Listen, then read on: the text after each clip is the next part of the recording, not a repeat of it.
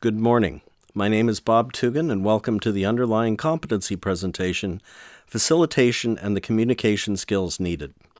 Now, facilitation is the act of bringing out an outcome by providing indirect or unobtrusive assistance, guidance, or supervision.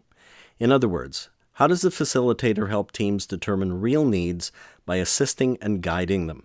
Now, there are many skills that are useful for this, but probably the most important of those is communication skills, so the team can hear what people are really saying and feeling.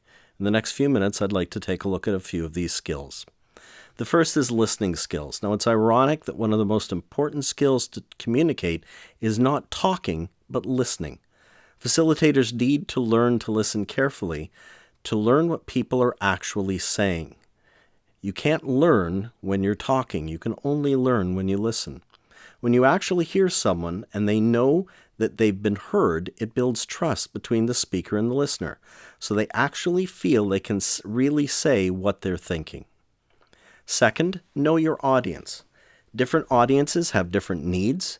Adjust the presentation to fit the needs of that audience. Let me give you some examples.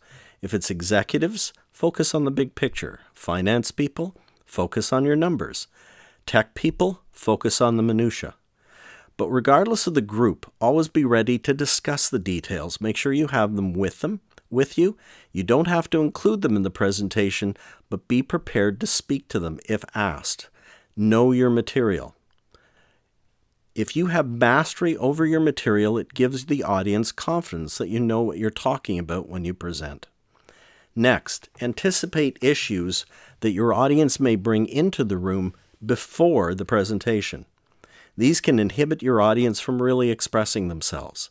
Look to develop strategies or answers to overcome these issues before they're presented so that you're ready to overcome these roadblocks. Finally, watch people's body language.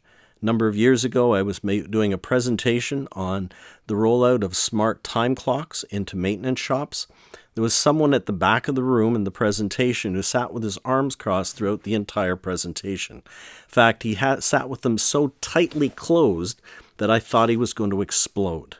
Now, I didn't find out later why he was so upset.